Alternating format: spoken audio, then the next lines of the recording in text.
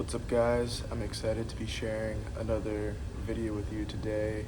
If there is any issues with the video quality, the audio quality, I want to just apologize in advance. I'm currently recording off of my iPhone and I'm not in my usual apartment setting where I'm currently in Washington, D.C. visiting a friend, and I'm just trying to record in one of these lounge spaces in the apartment. So there might be a little bit of background noise, but didn't want to make any excuses and still want to record a video. So before getting into the topic of today's video, I want to start off with a question, which is kind of silly, but if you're watching this, have you ever tried to untangle a piece of wire or a piece of string?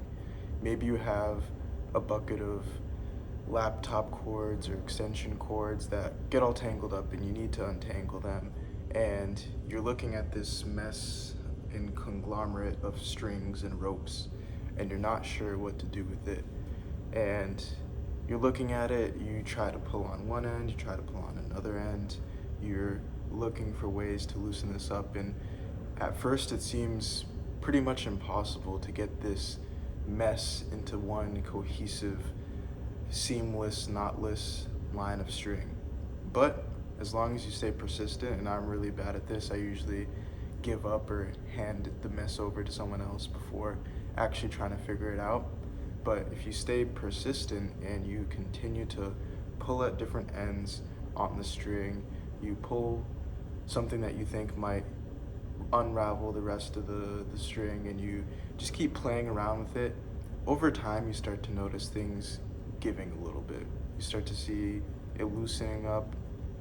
You start to see, the little parts and pieces that if you do this or you do that, you push this through this hole or you undo this, then you can kind of see the path that it's going to take to get this mess untangled. And I promise that this analogy is going somewhere. If you continue doing that for however long it takes, eventually you're going to get to a point where you have one long, knotless piece of string or cord or whatever it is. So at the very beginning, you started with this big mess, but through just trying things, not really knowing a clear path forward, not really knowing how to unravel the final piece, but just trying whatever you think would work, and then over time it becomes easier. You get to a final state that you were ultimately looking for. Now today I want to talk about charting a path into your vision. I think for a lot of us, we like to dream big. We have a vision of how we want our lives to be, where we see ourselves in 5, 10, 20, 50 years, but it all seems very unclear.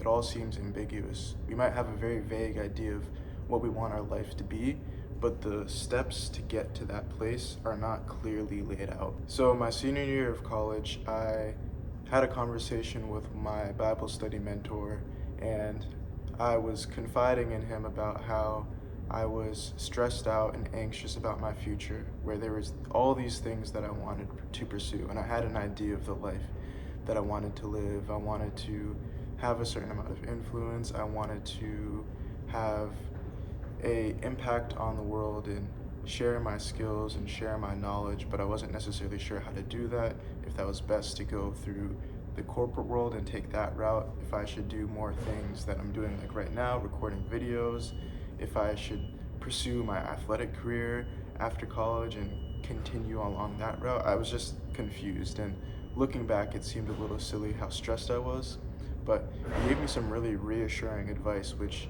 in truth was a little frustrating at the moment because it was so simple, but the more I reflected on it, and reflecting on it now, I see the wisdom in it. Basically, he told me just to do something, and then he recommended a book to me that I read, that's also called Just Do Something.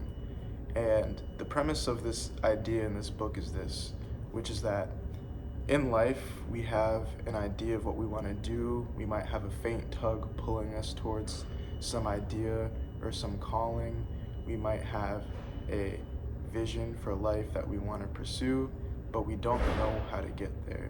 And there might be a lot of options laid out for us that we can pursue, and we're not quite sure which of those options is going to take us to where we want to go.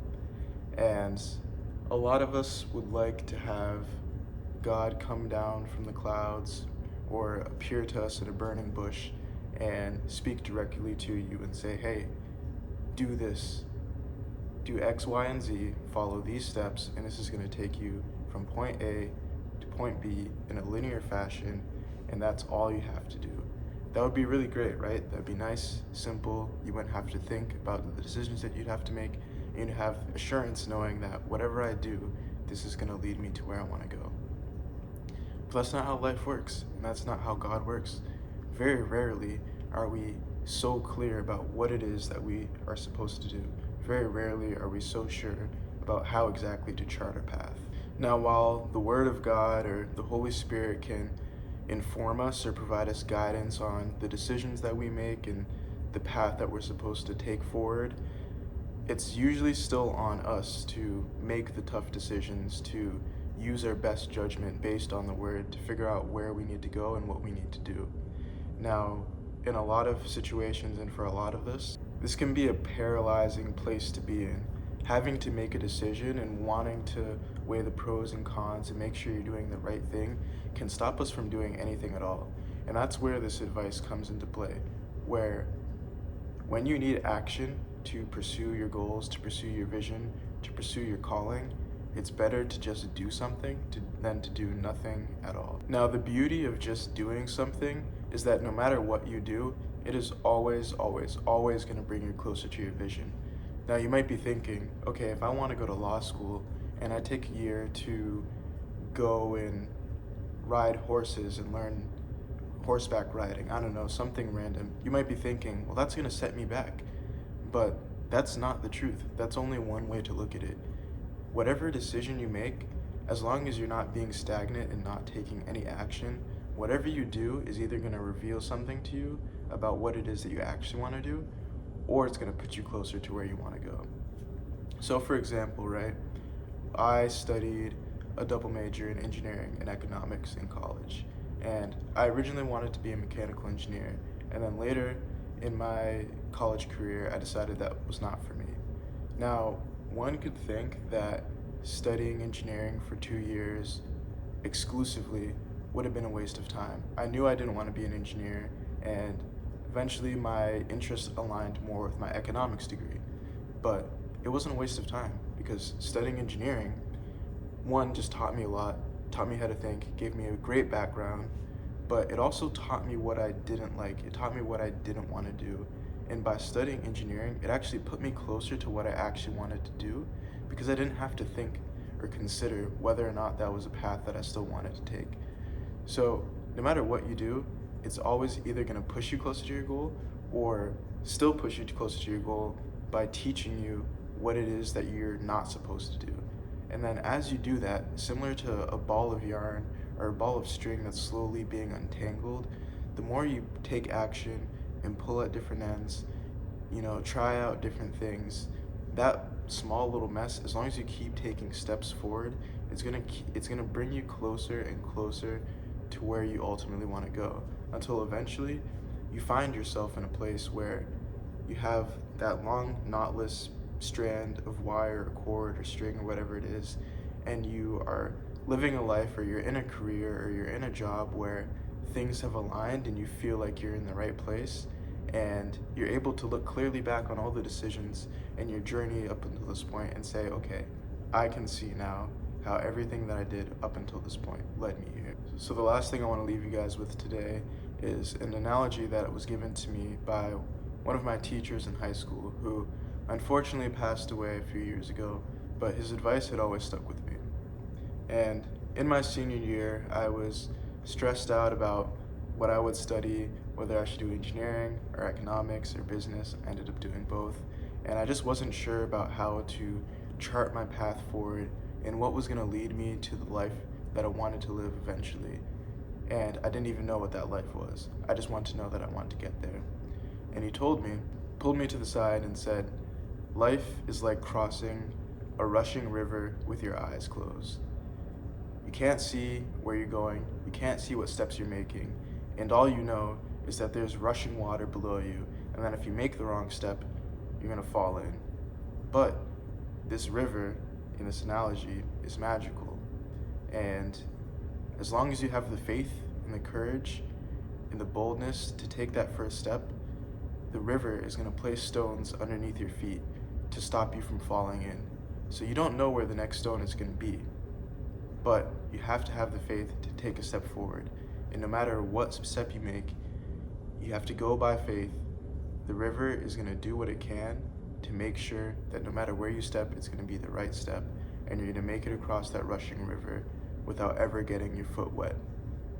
Now, might not be a perfect analogy, but this is something that I think about all the time. In life, you never really know where you're gonna be, where you're gonna end up, whether or not you're making the right decisions, but it's all about taking each step forward. Always taking steps, not being stagnant, having the courage to go outside of your comfort zone, to have the courage to just keep moving forward no matter what happens, because you can only really fail, you can only really get stuck when you stop. As long as you move forward, there's always more opportunity in the next phase. So wherever you're at in life, whatever you're contemplating, whatever decision you need to make, my advice to you today is to just do something. It doesn't matter what it is. Use your best judgment. Try to do something that you think is going to help you, but just do something. It's better than waiting. It's better than doing nothing. You'll save more time in the long run. There's a lot of fears that you may have that are holding you back from just doing something, but pray about it. If you're not religious or you're not a Christian, talk to someone close about it and just make the best choice, and you'll be glad you did.